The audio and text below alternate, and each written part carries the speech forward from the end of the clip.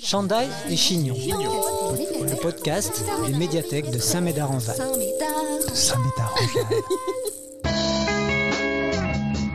Dans cet épisode, Saul, 21 ans, réalisateur et programmateur, nous parle de ses multiples activités autour du cinéma. Avant de l'écouter, voici une annonce de notre partenaire et sponsor. Le liseur d'élite. Sa vue ne tremble jamais. Il peut distinguer une consonne d'une voyelle à 3 km. Tu vois ce cul au loin ? Non, monsieur Josh. C'est dommage. Sa diction est d'une précision inégalée. Quand est-ce que vous passez chez Josh ? Enfin, chez moi. Demain, monsieur Josh. Le liseur d'élite. Vous allez trembler comme une feuille, exclusivement au cinéma. Et aussi sur toutes les plateformes de streaming, à la télévision, à la radio, en podcast, dans tous les bons journaux, en livre audio ou en livre pop-up.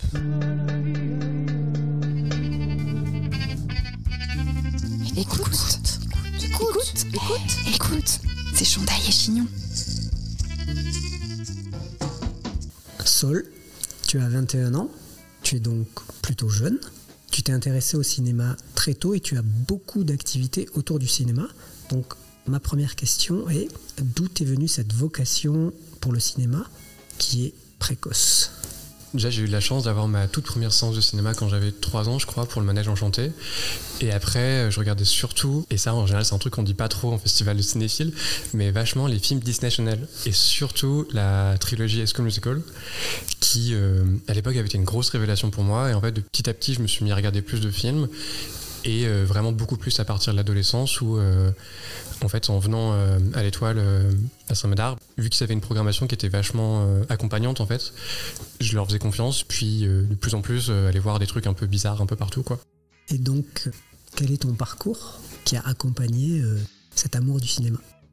Parcours genre des films en particulier ou non ? Mais comment en es-tu venu à vouer ta vie professionnelle à l'art du cinéma ? Je pense que je suis un gros flemmard et que j'aime bien faire le moins de choses que j'ai besoin de faire ou alors faire des trucs qui m'amusent bien. Et il se trouve que le cinéma, ça m'amuse plutôt bien, que ce soit pour faire des films, soit pour en programmer. Et que ça me paraissait un bon équilibre de ok, je fais un travail qui a priori me plaît globalement, qui aussi éthiquement me convient. J'ai pas l'impression de trop détruire la planète ni de faire trop de mal à trop de gens en programmant des films. Du coup, il y avait cet équilibre-là de ok, je pense que je suis pas trop mauvais là-dedans et ça me plaît, donc bon équilibre. Il n'y a pas un parcours scolaire avec des études, c'est pas du tout ce type de parcours-là que tu as suivi. Non du tout, parce qu'en fait j'ai même pas fini mon lycée, à vrai dire. Je me suis arrêté au milieu de la première, il me semble. Le peu de lycée que j'ai fait, on avait une option audiovisuelle, mais disons que ça venait plus de quelque chose d'avant où j'ai fait 11 ans de théâtre, et donc du coup j'étais plus sur le jeu au début et au théâtre. Puis le temps passant, je me suis un peu détaché du théâtre pour aller vers le cinéma, et vu que j'avais des caméras à la maison, que ma mère me laissait, a commencé à filmer des choses.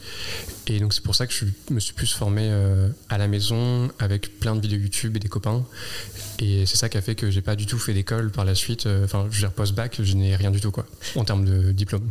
Donc sur toutes les activités dont on va parler, tu es autodidacte. Ouais, c'est ça. J'ai eu la chance d'aller dans des endroits où on a bien voulu m'apprendre les choses, mais directement sur le terrain, quoi. Et on m'a parlé de ta vision très particulière du partage du cinéma. Est-ce que tu peux nous en dire plus ? Donc du coup, comme on en parlera peut-être après, mais j'organise notamment un festival de cinéma, mais avant ça, j'organisais des séances de temps en temps à Saint-Médard, et que il y a plein de films que je trouve très accessibles, très grand public, mais qui n'ont pas les moyens d'être diffusés autant qu'on pourrait le souhaiter, parce qu'il n'y a pas de gros comédiens, pas de gros réalisateurs, pas de gros moyens pour faire de la pub aussi, et que j'aime bien l'idée d'essayer de rendre ces films-là qui sont un peu cachés, les montrer et dire bah regardez, en fait c'est vraiment cool, et il n'y a pas besoin d'avoir fait bac plus 12 en cinéma pour les comprendre. En fait c'est très accessible, c'est juste qu'ils n'ont pas les moyens, et que aussi ça permet de plus facilement rencontrer les équipes, de les faire venir, et d'un peu désacraliser ce métier aussi, parce que en fait c'est pas facile mais c'est accessible. Ça permet aussi d'avoir des films où il y a des petites économies et de se rendre compte comment est-ce qu'on fait ce film-là, et donc du coup potentiellement de la même manière que moi j'ai appris en festival, donner à d'autres lycéens, des collégiens ou même plus vieux, mais la possibilité de se dire ok, je peux peut-être le faire, que ce soit en réalisation ou d'autres postes d'ailleurs. Alors on va commencer à parler de toutes tes activités, et il y en a pas mal. Tu es ambassadeur Cameo. Donc si j'ai bien compris, c'est un label Jeune Cinéma. Est-ce que tu peux nous en parler un peu plus ? Ouais. Donc ça a été lancé je crois en 2017, donc moi à l'époque j'avais 15 ans. C'est soutenu par l'ACPG, donc l'Association des cinémas de proximité de Gironde, qui regroupe pas mal de cinémas sur le département. Et leur idée c'était enfin ça dépend vachement de chaque salle, mais notamment à Saint-Médard, de nous donner un peu les clés du cinéma en disant on vous fait voir des films en avance, s'il y en a qui vous plaisent et que vous voulez faire des trucs autour, allez-y. Et donc du coup ça s'est traduit dans des séances où on recevait des équipes, ou alors on faisait des discussions, où on faisait des concerts en amont. En fait on avait vachement carte blanche, enfin on l'a toujours. Et du coup ouais c'est ça ce projet-là, et c'est un peu sur tout le département. Et est-ce que ça se passe à un moment précis ou c'est tout le temps ? Alors il y a des temps forts par année. Par exemple depuis quelques années il y a la programmation d'un programme de court-métrage qui du coup se fait je crois à la fin de l'année à peu près. Mais disons que c'est un projet qui est très évolutif en fait, où déjà ne serait-ce que les générations de jeunes, moi par exemple j'ai plein de potes qui faisaient partie de ça, qui sont partis faire leurs études ailleurs, mais du coup ça veut dire qu'il y a d'autres qui sont rentrés, donc ça dépend vachement en fait des générations qui sont là, et donc ce qui fait que les temps forts bougent beaucoup. Mais ouais, on va dire que un des gros attraits aussi au-delà de programmer, c'est de rencontrer des jeunes qui ont à peu près les mêmes attraits que toi, parce que c'est pas forcément facile, parce que vous n'êtes pas dans le même collège ou le même lycée, et là vous allez vous retrouver sur des événements temporaires en se disant ok on peut faire ça, et que même moi, un de mes meilleurs amis, on s'est rencontrés comme ça quoi du coup. Donc ça se passe dans les cinémas de Gironde, et ouais. Si on veut avoir toutes les informations, il faut aller voir leur programmation, c'est ça ? Ouais, ils ont un site du coup, la CPG, et dessus il y a toutes les informations liées à Caméo. Est-ce qu'on peut dire que tu es influenceur cinéma ? Et si oui, comment ça se traduit ?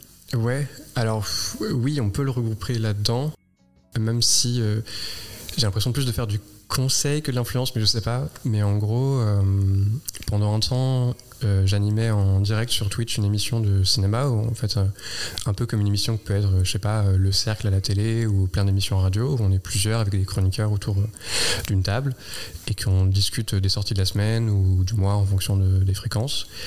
Et donc du coup il y avait ça où ça a duré 1 an et demi je pense, ça s'appelait Galaxy Cinéma, et le projet s'est fini pour des raisons techniques on va dire, parce que ça prend beaucoup de temps et d'énergie, et qu'à côté de ça de temps en temps je fais des vidéos plus courtes sur des films en particulier qui m'ont plu et que j'ai envie de défendre, parce que la critique je trouve ça intéressant, mais j'en ai fait assez maintenant et je préfère plus me concentrer sur des films qui m'intéressent et que j'ai envie de recommander, plutôt qu'aller attaquer des films qui m'intéressent pas plus que ça. D'accord. Et si on veut voir ces vidéos dont tu parles, comment on s'y prend ? Alors donc du coup on a encore toutes les archives de l'émission donc sur YouTube, il faut taper Galaxy Cinéma, et donc il y a des chroniques justement sur les films, mais aussi des interviews, parce que de temps en temps on avait des réalisateurs et des réalisatrices qui venaient nous voir. Et sinon pour les vidéos où je parle juste moi tout seul, c'est sur mon compte Instagram, Sol pour la note. Le cinéma, tu ne fais pas que en parler, tu es aussi réalisateur. Là encore, est-ce que tu peux nous en dire plus sur cette facette de toutes tes activités ?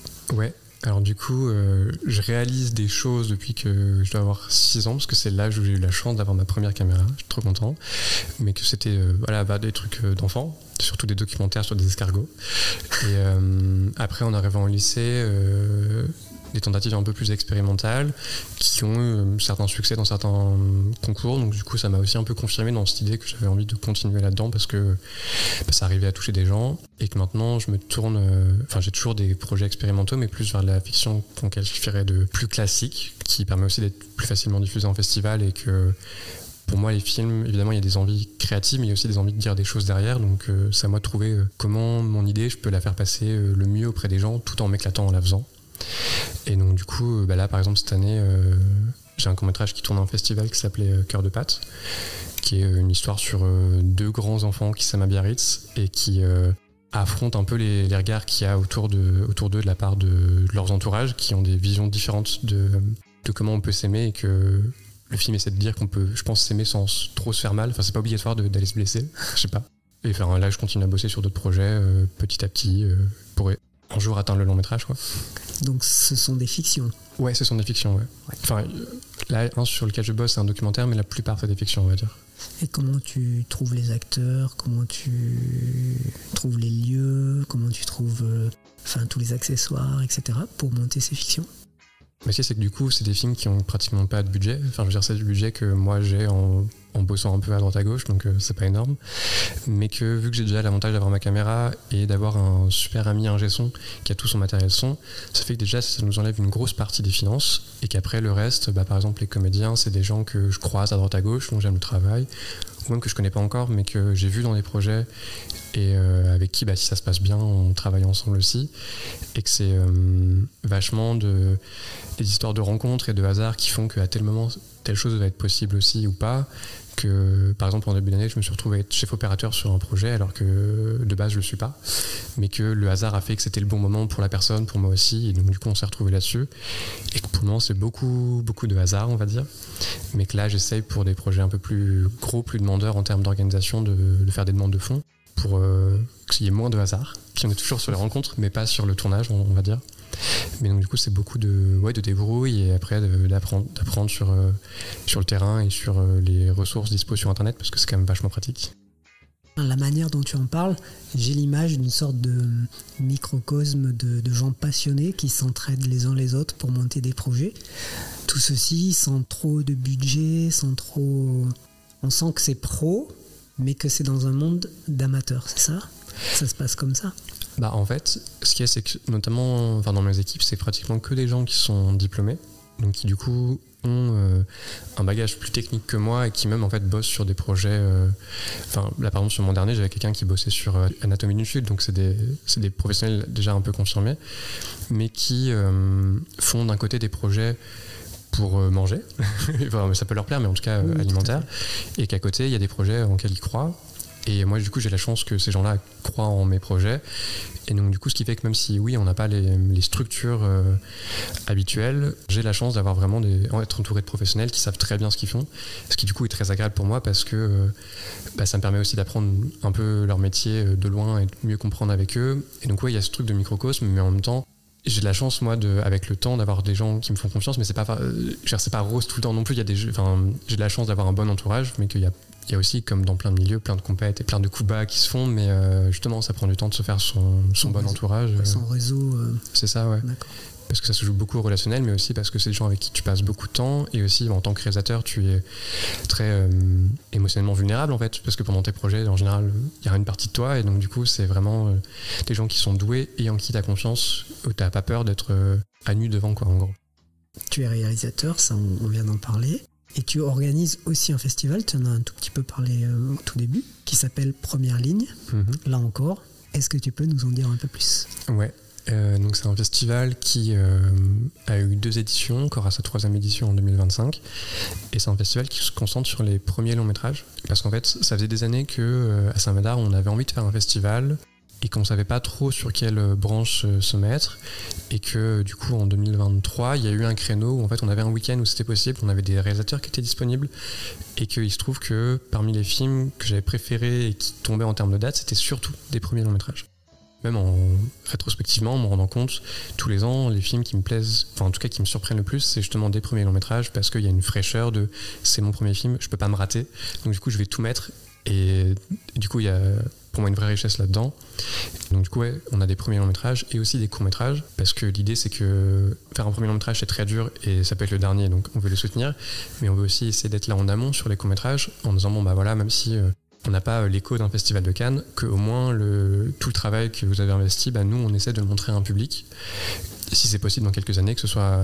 nous on a vraiment envie que le festival puisse être à terme un petit tremplin pour aller vers du long métrage. Et c'est aussi pour ça qu'on bosse sur la 3e édition avec vachement plus de professionnels, essayer de les faire venir et de les faire repérer un peu ce qu'on va projeter. Donc et c'est un festival qui se fait vraiment avec une petite équipe, on est 3, sans compter l'équipe du cinéma qui nous aide, mais en tant qu'équipe festival on est 3, et on est 2 de Saint-Médard notamment. Donc ça se passe où, quand, et quelles sont les activités, on va dire, que vous proposez autour de ces films ? Donc du coup ça se passe au cinéma L'Étoile à Saint-Médard-en-Jalles. La prochaine édition aura lieu mi-février, les dates ne sont pas encore calées au moment où on tourne l'interview. Et en termes d'animation autour, on va recevoir du coup les équipes de films pour parler avec eux des films. Cette année, alors je mets tout au conditionnel parce qu'on est très en amont, mais a priori on va avoir des conférences autour de sujets de cinéma justement avec des professionnels qu'on aimerait rendre justement, l'idée c'est de les rendre accessibles à tous en fait, que dans cette idée de désacraliser un peu ces métiers-là. On va avoir aussi des concerts normalement, notamment sur le week-end, et des expositions aussi. Parce que là, on est en train de bosser dessus, c'est pour ça que j'essaie de me rappeler de tout. Mais donc, ouais, concerts, expositions, discussions, conférences, évidemment les films. Et notamment cette année, on aimerait aussi, et on est en discussion avec eux, travailler avec les collèges et les lycées pour vachement plus intégrer le côté jeune, parce que moi, en tant qu'ancien collégien et lycéen, j'aimais bien les sorties au cinéma et que je pense qu'on a des films qui, notamment sur les précédentes années, moi, j'aurais adoré les découvrir à 13-14 ans. Et qui sont aussi pertinents pour un public de 13-14 que de 50-60 parce qu'on touche les deux, on se rend compte. Donc voilà. Et est-ce que la sélection des films est déjà établie ou c'est encore en cours ? Non, c'est encore en cours parce que là, au moment où on enregistre, du coup, on est en mai et que un des gros moments pour nous, c'est Cannes où on va repérer des films. C'est pas le seul festival, mais c'est un endroit où il y a, en 2 semaines, il y a plus de 100 films disponibles, donc c'est très intéressant pour aller les regarder. Mais que non, en général, on finit nos programmations en novembre à peu près pour février. Et combien de films ? Alors cette année, on devrait être sur 6 longs métrages et les courts métrages, on devrait être entre 6 et 9 parce qu'en fait ça dépend les durées. Mais ouais, entre 6 et 9 courts métrages et 6 longs métrages. Et tout ça, le festival, il dure combien de temps ? Alors le festival, et pareil, je mets du conditionnel mais c'est quasiment sûr, il devrait durer, donc il commence un mercredi soir et il se finit un dimanche soir. D'accord. Donc je vois que c'est un projet qui est en cours et vous êtes en train de le penser en même temps que ça fonctionne. Qu'est-ce que vous avez envie de développer et pour vous, quel serait le festival parfait ? Alors pour moi, le festival parfait, déjà c'est un festival où tu te sens à l'aise d'y aller.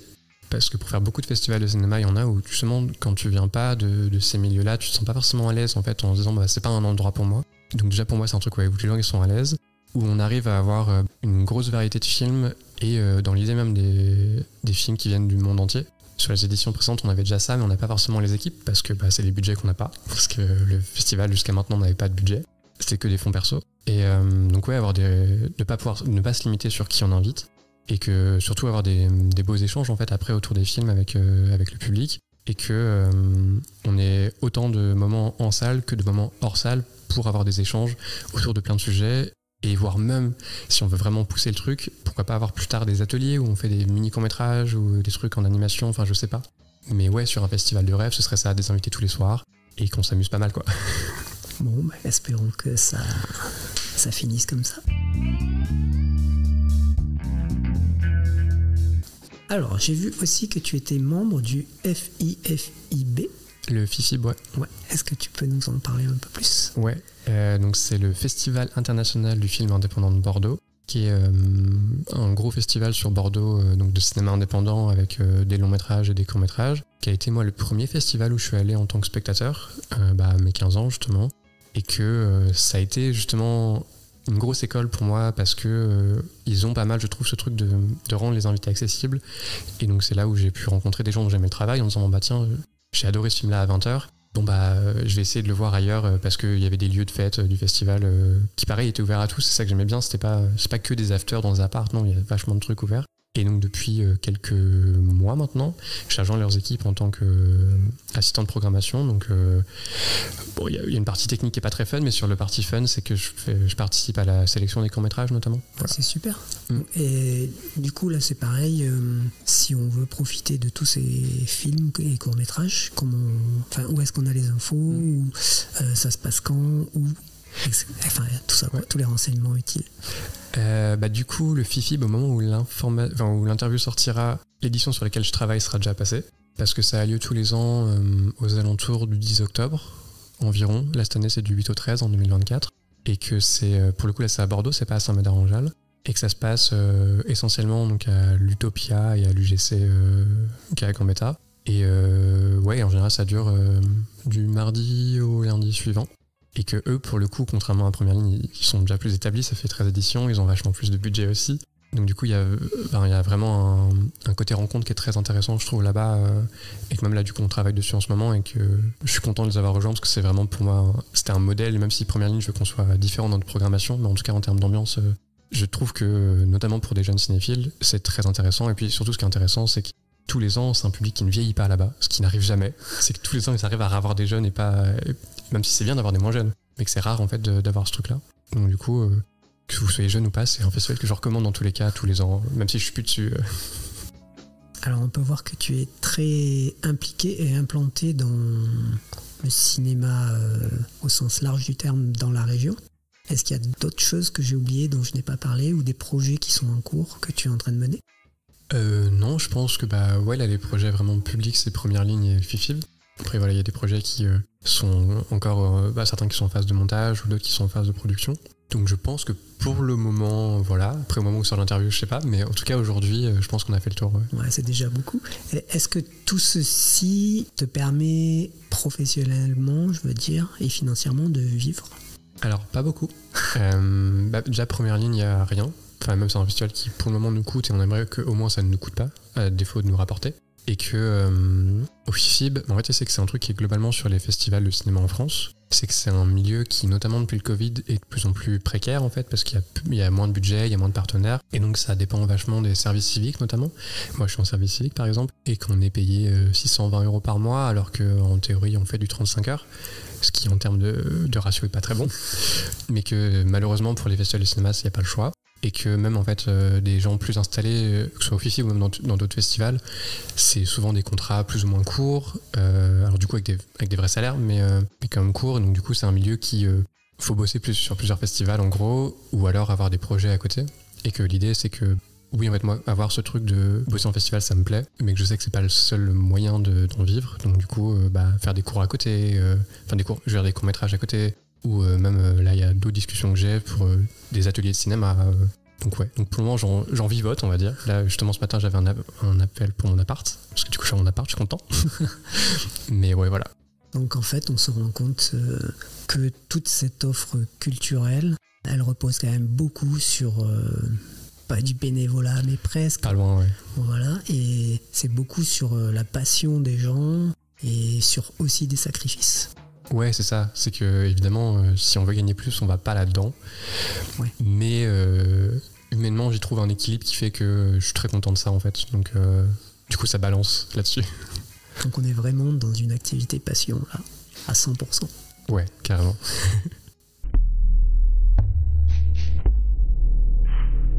Chandail. Chignon, Chandail et Chignon. le podcast Le podcast. des médiathèques de Saint-Médard-en-Jalles. Ouh là là. Quel est le rapport pour toi entre la musique et le cinéma ? J'aime beaucoup la musique au cinéma, les bandes originales. Enfin, je pense que déjà mes films préférés sont des comédies musicales. Enfin, mon genre préféré est la comédie musicale. En général, je suis pas très exigeant là-dessus. Si la musique est un peu bien et que ça danse un peu cool, j'aime bien. C'est peut-être les séquelles de High School Musical ? Absolument. Mais non, vraiment. Et que c'est pour ça que moi, je sais qu'un jour, je voudrais faire une comédie musicale. Et que c'est pour ça que là, j'essaie d'apprendre la musique un peu plus. Potentiellement, parce que je trouve qu'il y en a pas beaucoup. Ou alors, c'est un peu. Le rap est traité comme une espèce de créature un peu lointaine qu'on connaît pas trop. Et je trouve que pour le moment, c'est pas très bien fait. Et que j'aimerais bien, moi, ayant grandi vachement en écoutant cette musique, et que c'est un truc qui m'intéresse vraiment, mais du coup, si je le fais, je le ferai dans un moment. Mais ouais, non, la comédie musicale, c'est cool. Et puis, je sais qu'en termes de...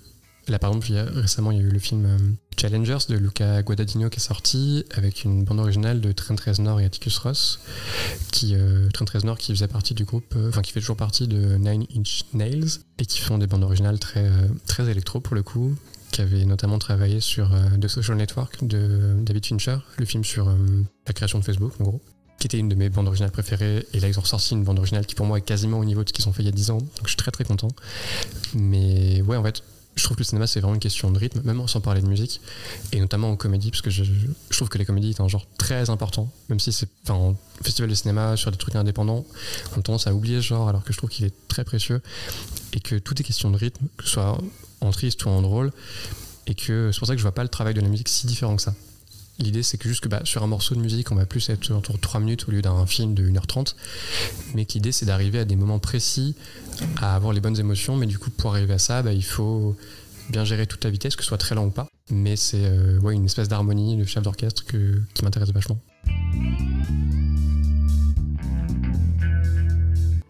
On revient au cinéma plus directement.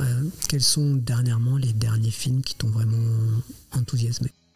Alors bon, du coup, je vais tricher un peu, je vais citer des films de première ligne, parce que du coup, ils sont sortis il n'y a pas longtemps. Mais notamment The Sweet East de Sean Price Williams, qui était donc son premier long métrage.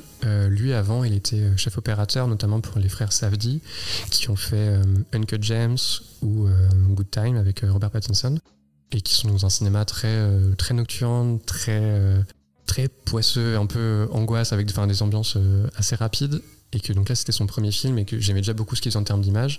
Et sur The Sweet East, c'est une sorte de portrait des États-Unis aujourd'hui, où en fait, on suit une étudiante qui est jouée par Talia Ryder, qui est en voyage scolaire à New York avec son école. Et en fait, ça la fait un peu chier.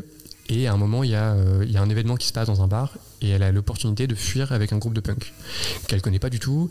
Et elle se dit, bon, ce sera toujours plus fun que mon voyage scolaire. Et donc, du coup, elle part avec eux et elle part vivre quelques trucs. Et en fait, tout le long du film, elle va alterner entre plein de franges de la société américaine qui sont très différentes, qui n'ont rien à voir et qui même s'entendent pas spécialement. D'ailleurs, il y a une scène où ils se rencontrent qui est une scène très jubilatoire où justement ça se passe pas très bien, mais la scène est très, très chouette.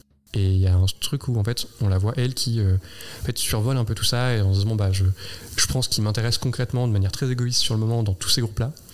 Mais du coup dans ce portrait là il y a quelque chose de je trouve très juste sur l'état des États-Unis aujourd'hui et tout en restant drôle et visuellement magnifique parce que voilà lui c'est son taf, l'image à la base. Donc ouais, vraiment The Sweet East qui est trop cool, qui du coup sera sûrement sorti en VOD, Blu-ray, tout ça d'ici là.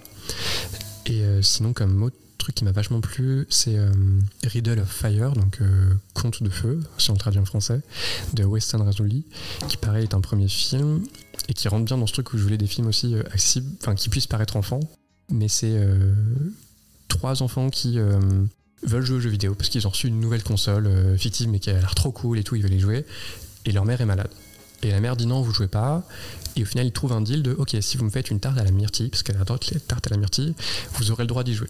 Et en fait, de là, ils vont partir dans une aventure semi-fantastique, mais en fait, justement, on sait pas trop à quel point c'est fantastique, et que vachement un peu façon jeu de rôle avec des quêtes de ok, pour la tarte à la myrtille, il me faut du coup de la pâte, mais ok, pour la pâte, il faut que j'aille voir Machine, mais Machine, pour que je lui file, elle veut un chewing-gum, du coup, il faut que je trouve un chewing-gum machin, et que tout ça à travers, du coup, eux, je pense qu'ils ont, entre, je sais pas, 7-8 ans, mais à la fois ils sont trop cool parce que genre ils ont des motocross et des pistolets de paintball mais hyper custom et du coup c'est trop joli. Enfin il y a un truc hyper particulier et aussi dû au fait que le réal lui il est styliste en fait avant d'être réalisateur.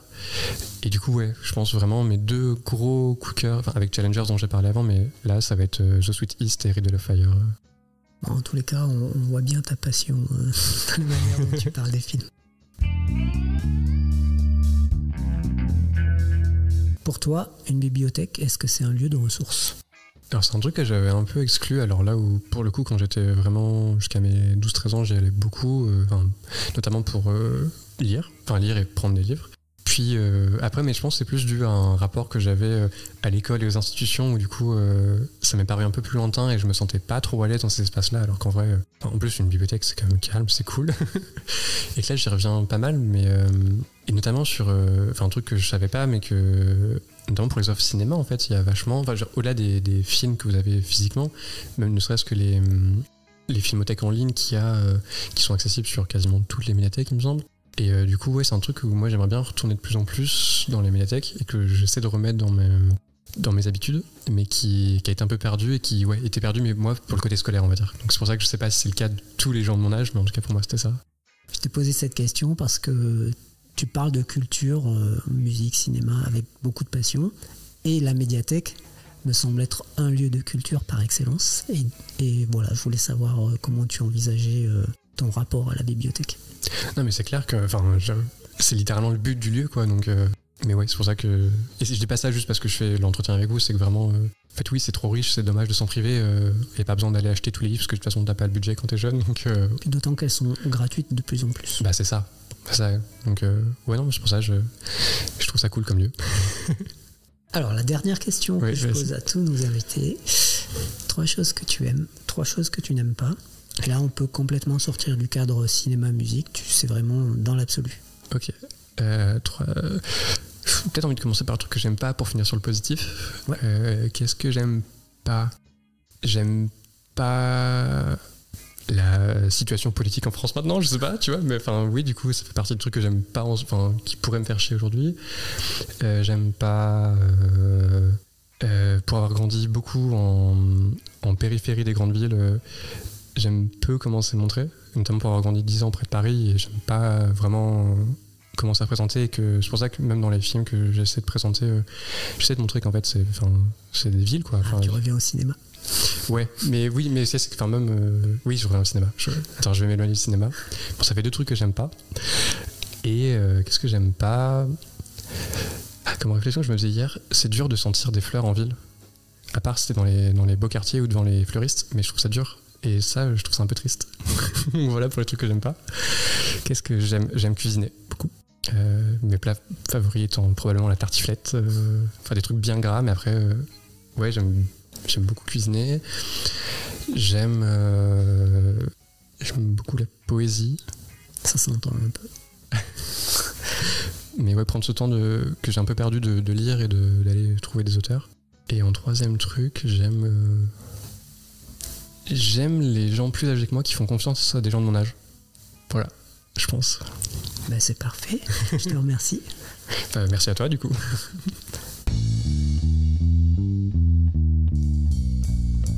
Semez vos envies et cultivez votre curiosité en attendant le prochain podcast des médiathèques de Saint-Médard-en-Jalles. Abonne-toi. Chandail et Chignon. Chandail et Chignon. C'était pas très intéressant.